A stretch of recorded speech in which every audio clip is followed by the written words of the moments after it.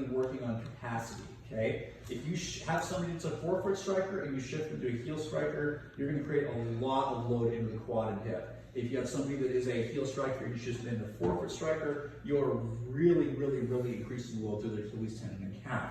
As I said, when all the zero drop stuff, ultra, Vibram, when that stuff came out, it was stress fractures and Achilles tendon and calf problems that came about because people said, I can switch this is natural, this is how we've been made, go for it. Instead of going, I've been wearing a 12mm drop shoe for the last 30 years, now I'm gonna drop into something that's zero and see what happens to my Achilles tendon, right? So make sure you build the capacity, but some really great drills to start this out. Another great way to reduce some overstriding is, can you jog in place?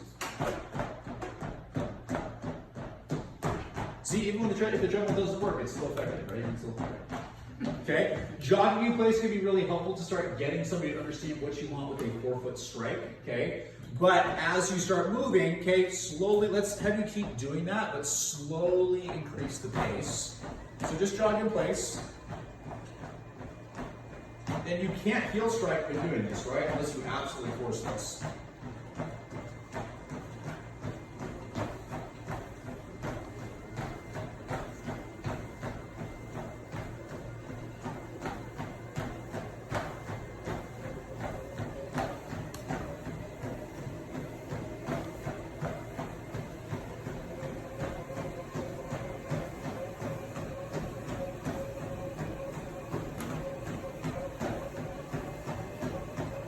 The other cue that you can sometimes give people is like land as quietly as possible. A lot of people will go into the forefoot strike naturally just because there's a little bit better calf shock absorption. That cueing though is something I would say different, but it's not a bad idea if it's something you really want to work on. I will tell you though, from looking at some of the most elite athletes in the world, there is no such thing as someone who's only purely a heel or forefoot striker. At least it's very rare. Most elite runners, if you actually watch them over a whole marathon, and some people actually did this recently, they will shift their foot strike back and forth and change the little muscles to keep their blood. Just when they get tired in one area, they'll move it to a different location somewhere else, and that's what allows them to keep such an incredible pace. They're shifting the workload around as they get tired.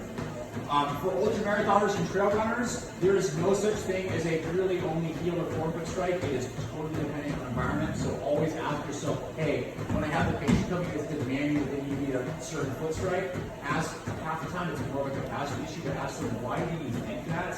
And dig that into a little bit, because often you want them to be able to actually adapt to terrain and not the other way around.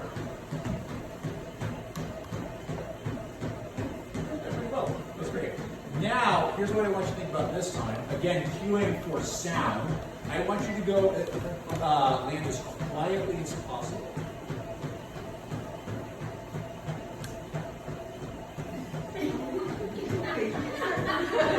This is always a fun one because a lot of times treadmills are just loud in general. People are going to struggle. Let them struggle. Let them figure this out, okay? Cadence will often increase very frequently. So make sure, by the way, if how they're changing the movement, if they do something even weirder, right, ask yourself, is this really what, I'm not judging, but ask, is that really what you want, okay? A lot of these things will come back to similar principles. Sometimes increasing cadence, a lot of times all you need, just a little bit makes a little more sense, okay? Try to keep this simple.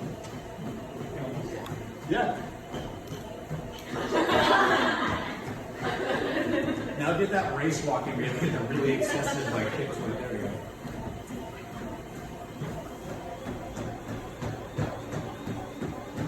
No, we're good. That's good. Okay.